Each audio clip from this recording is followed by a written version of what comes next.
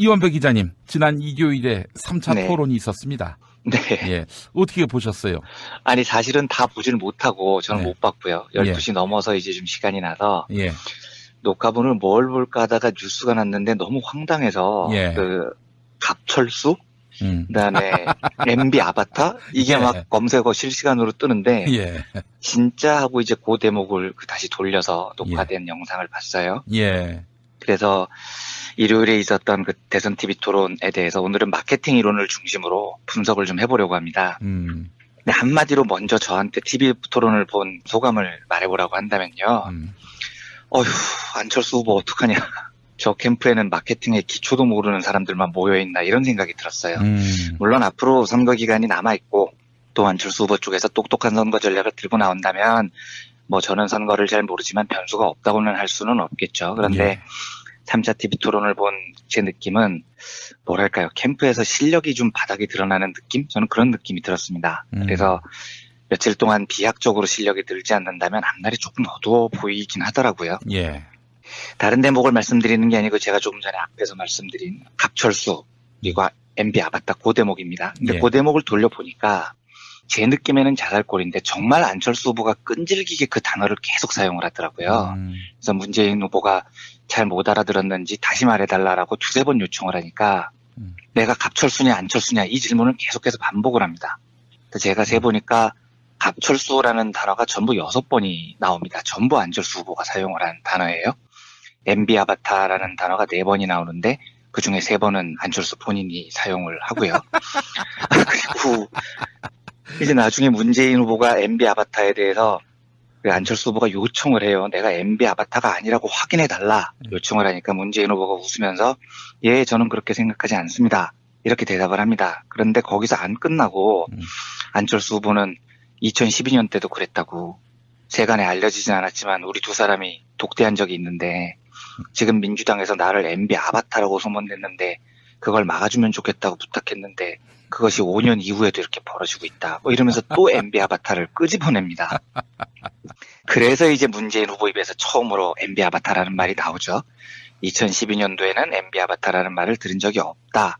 아바타는 안 후보가 이번 선거할 때 그때 배후에 MB 측 지원을 받는 게 아닌가 뭐 그런 얘기가 있었다. 이런 식으로 이제 답변을 하죠. 예.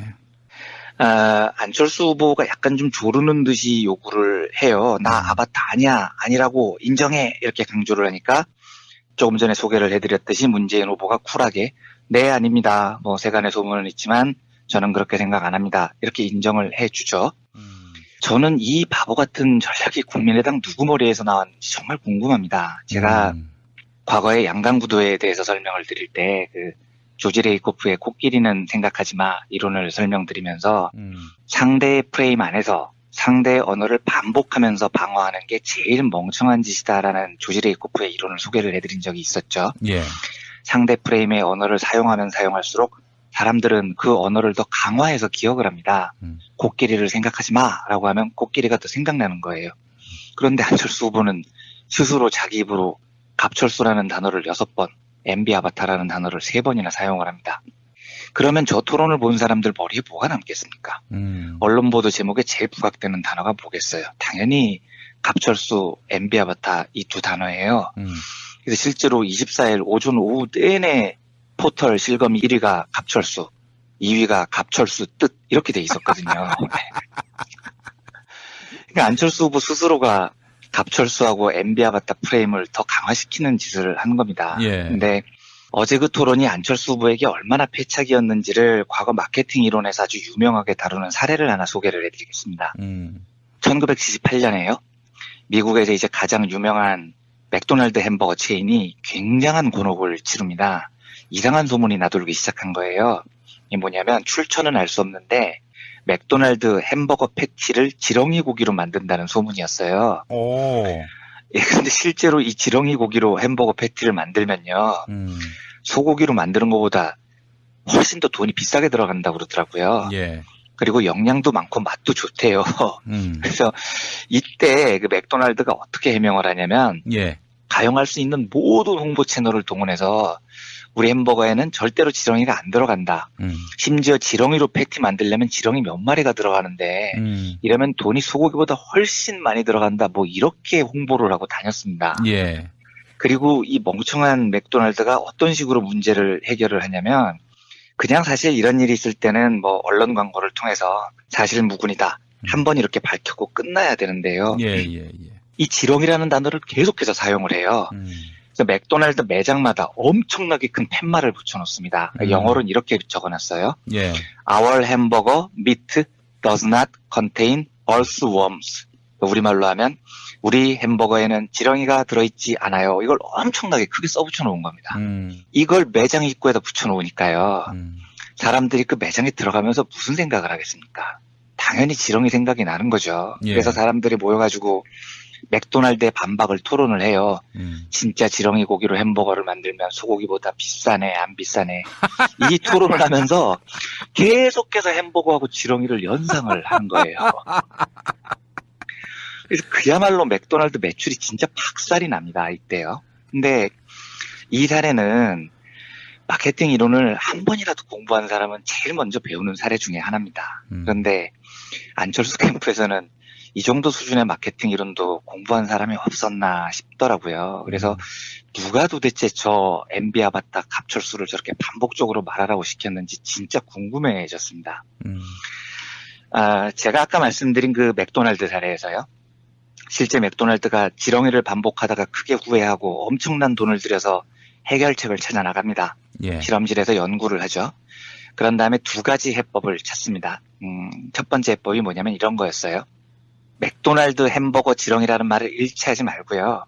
야, 다른 어떤 대형 고급 레스토랑 햄버거 스테이크에서도 지렁이 고기가 들어있더라.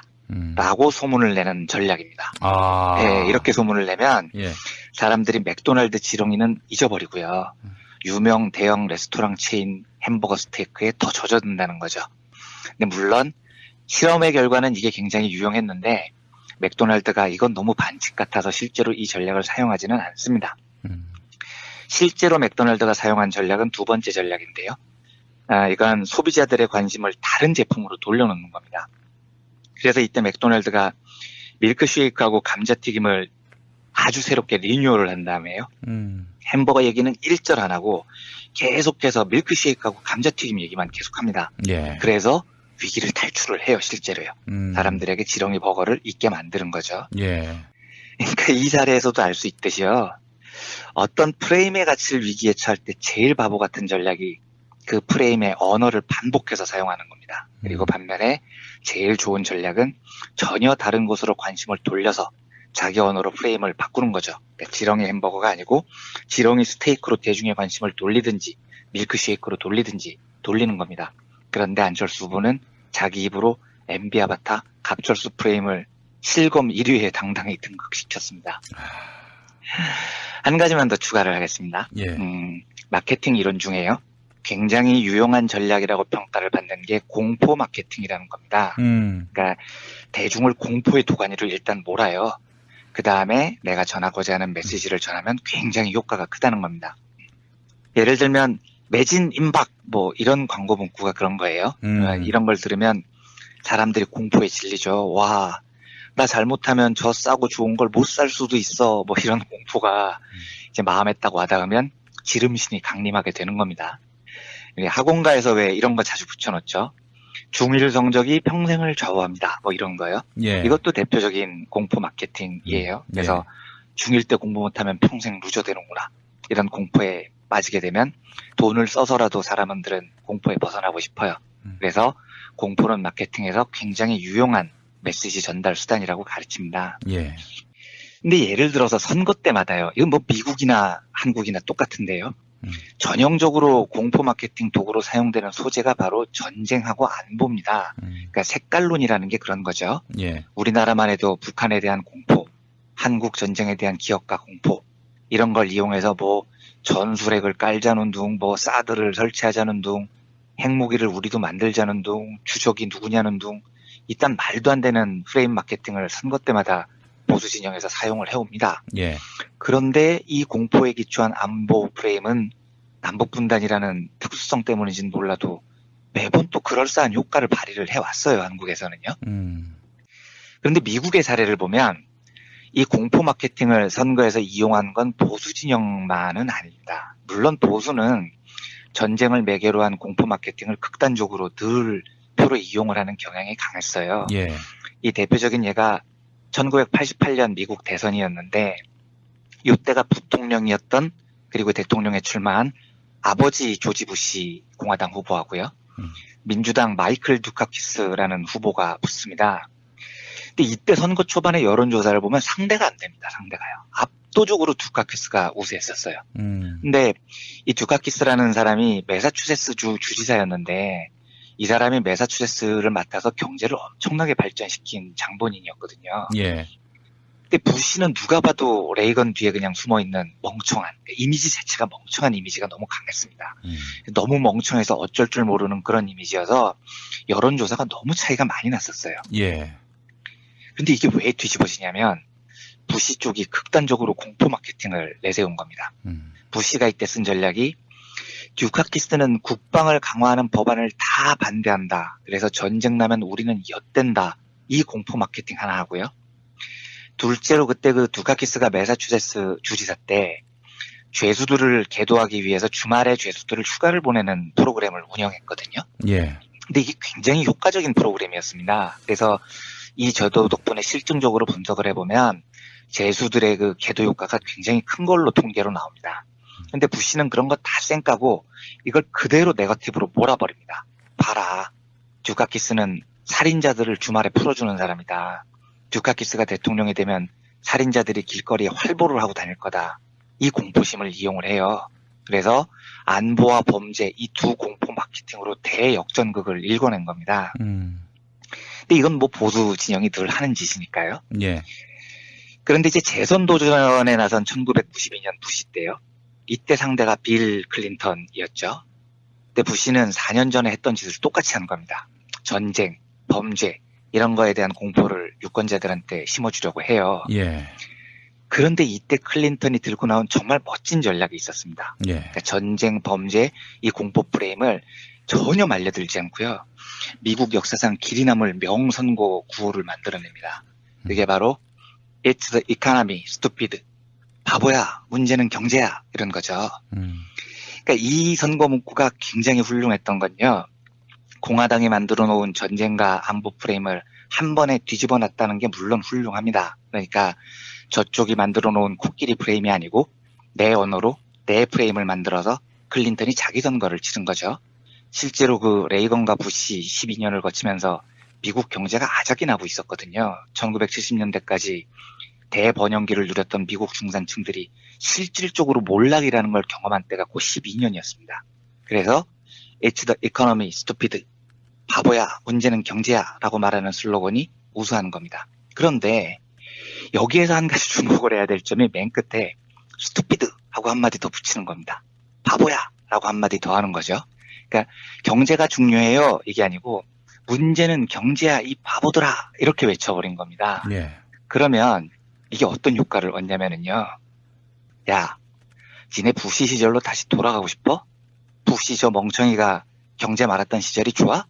그게 만약에 좋게 느껴지면 너는 바보인 거야. 이렇게 말을 하고 있는 겁니다. 유권자들한테요. 그러니까 이게 지금 또 다른 의미에서 공포 마케팅이 되는 거죠. 유권자들이 여기에 공감을 하면 아, 내가 부시를 찍는 순간 나는 진짜 경제도 모르는 바보가 되는 거야. 부시 시절 경제 말아먹은 것을 다 까먹는 바보야. 이 프레임이 사람 마음에 확 박혀버리는 거예요. 그래서 이 스투피드, 바보야 이 단어 하나로 미국의 진보로 불리는 진영은 안보가 아니고 경제 불황에 대한 공포, 부시가 다시 잡으면 우리 경제는 더 어려워진다는 공포를 멋지게 유권자들 가슴속에 각인을 시킵니다. 그리고 새로운 공포 마케팅을 시작을 하는 거죠. 경제 불황에 대한 공포가 얼마나 자기들의 메시지를 선명하게 전달할 수 있느냐를 클린턴은 알았던 겁니다. 그러면 이제 지금 한국 선거 국면을 한번 보죠. 제 느낌이지만 안보 프레임이 잘 안 먹히는 것 같아요. 역대 선거에 비해서. 예. 그러니까 보수 진영의 발악에도 불구하고 뭐 주적 논란이나 이런 게 생각만큼 영향이 안 큰 것 같습니다. 근데 제가 생각하는 이유는 이게 경제 때문인 겁니다. 지금 한국 상황이 1992년 미국 상황하고 굉장히 비슷하게 보여요.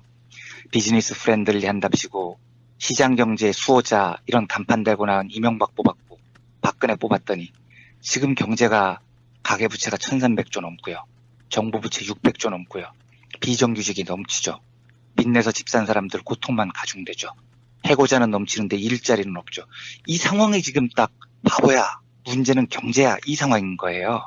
근데 이 상황에서 유권자들 머릿속에 제일 강하게 각인돼 있는 게, 야, 경제 살린다고 큰 소리 뻥뻥 쳐서 뽑아줬더니 사자방 비리로 나라 경제 거덜낸 이명박. 여기에 대한 공포가 굉장히 강하게 남아있는 겁니다. 게다가 지금 이재용이 구속된 것도 재벌에 대한 반감인 건데 이 여론이 전혀 가라앉지 않고 있잖아요. 그런데 이번 선거판에서 이명박이 재림한다는 이 공포를 누가 먼저 오픈된 공간에 끄집어 올렸느냐. 엉뚱하게도 안철수가 스스로 자기 입으로 지금 끄집어낸 겁니다. MB 아바타라는 단어를 자기 입으로 3번이나 사용을 하면서요. 그러니까 이건 이쪽에서 보면 진짜 땡큐인 거죠.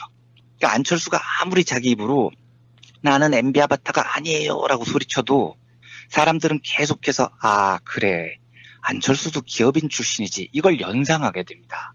그리고 그래 안철수도 MB랑 출신 성분이 비슷했어. 돈도 많아. 비즈니스 프렌들리? 그래 안철수도 규제 프리존법에 찬성한다고 했어. 안철수도 그 BW인가 뭔가로 수백억 챙겼다고 했지. 이걸 안철수가 아무리 설명을 해도 제가 보기엔 설명도 잘 안 되지만요. 실제 안철수 정책은 이명박하고 굉장히 유사한 부분이 있습니다. 자본가 출신이고요.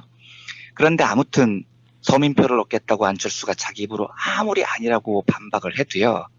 이 MB 아바타라는 프레임은 빼박 프레임이 돼버리는 겁니다. 특히 안철수가 여기에 그냥 MB만 사용을 한 게 아니라 아바타라는 강렬한 느낌이 드는 단어를 사용을 해버렸지 않습니까? 이 아바타라는 단어가 제가 보기에는 문제는 경제야, 바보야 할 때 그 바보야라는 단어만큼 굉장히 강하게 사람들 머릿속에 박혀있게 됩니다. 쉽게 안 사라질 거예요. 사람들이 공포를 느끼게 됩니다. 아, 다시 MB대로 돌아갈 순 없어. 이런 의식이 이번 선거 끝날 때까지 사라지지 않는 망령이 될 가능성이 높습니다. 예.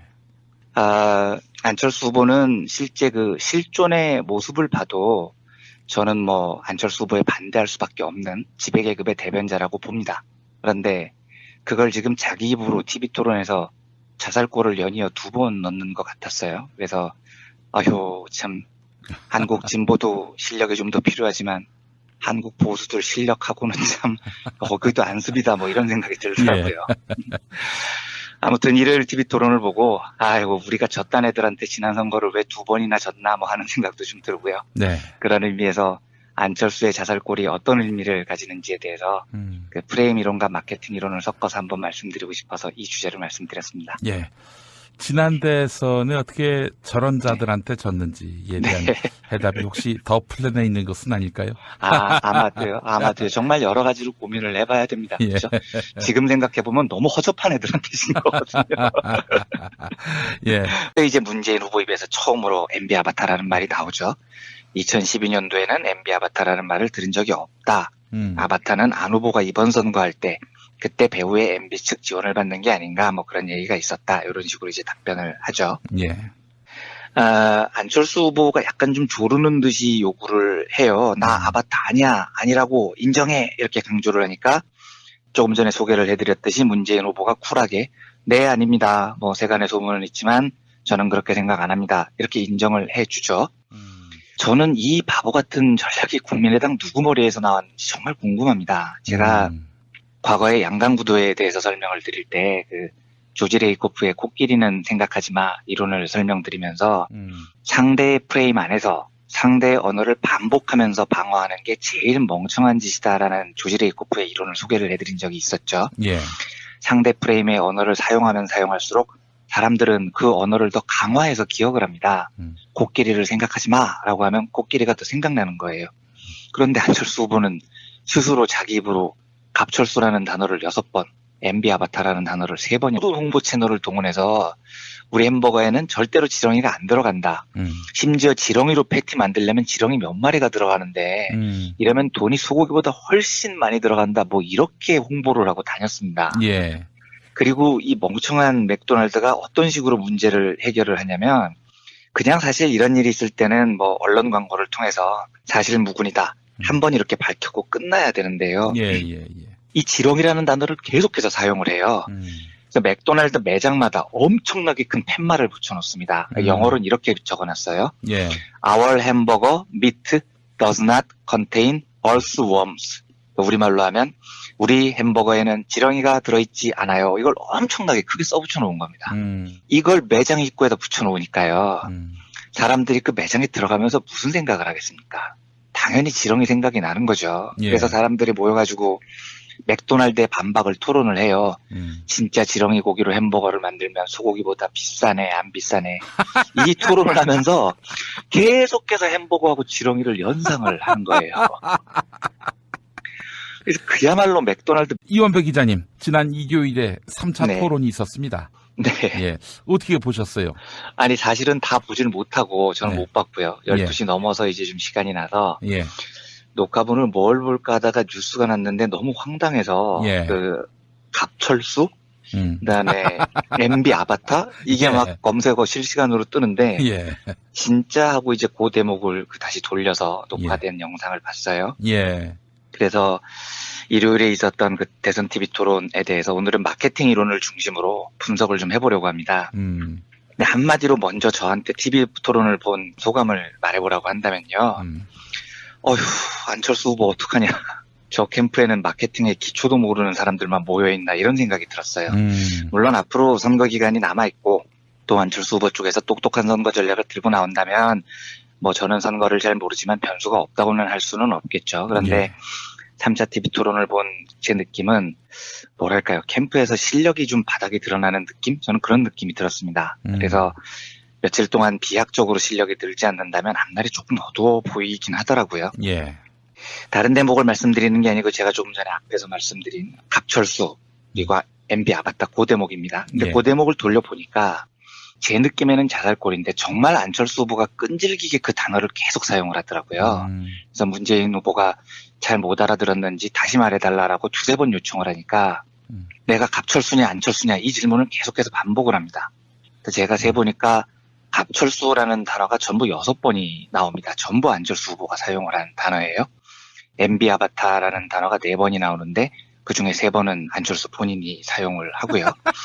그리고 이제 나중에 문재인 후보가 MB 아바타에 대해서 그 안철수 후보가 요청을 해요. 내가 MB 아바타가 아니라고 확인해달라 요청을 하니까 문재인 후보가 웃으면서 예, 저는 그렇게 생각하지 않습니다. 이렇게 대답을 합니다. 그런데 거기서 안 끝나고 안철수 후보는 2012년 때도 그랬다고 세간에 알려지진 않았지만 우리 두 사람이 독대한 적이 있는데 지금 민주당에서 나를 MB 아바타라고 소문냈는데 그걸 막아주면 좋겠다고 부탁했는데 그것이 5년 이후에도 이렇게 벌어지고 있다. 뭐 이러면서 또 MB 아바타를 끄집어냅니다. 그래서 사용을 합니다. 그러면 저 토론을 본 사람들 머리에 뭐가 남겠습니까?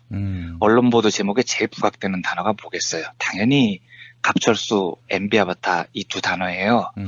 그래서 실제로 24일 오전 오후 내내 포털 실검 1위가 갑철수, 2위가 갑철수 뜻 이렇게 돼 있었거든요. 그러니까 안철수 후보 스스로가 갑철수하고 MB 아바타 프레임을 더 강화시키는 짓을 한 겁니다. 예. 근데 어제 그 토론이 안철수 후보에게 얼마나 패착이었는지를 과거 마케팅 이론에서 아주 유명하게 다루는 사례를 하나 소개를 해드리겠습니다. 1978년에요. 미국에서 이제 가장 유명한 맥도날드 햄버거 체인이 굉장한 곤혹을 치릅니다. 이상한 소문이 나돌기 시작한 거예요. 이게 뭐냐면 출처는 알 수 없는데 맥도날드 햄버거 패티를 지렁이 고기로 만든다는 소문이었어요. 오. 예, 근데 실제로 이 지렁이 고기로 햄버거 패티를 만들면요. 소고기로 만드는 것보다 훨씬 더 돈이 비싸게 들어간다고 그러더라고요. 예. 그리고 영양도 많고 맛도 좋대요. 그래서 이때 그 맥도날드가 어떻게 해명을 하냐면 예. 가용할 수 있는 모든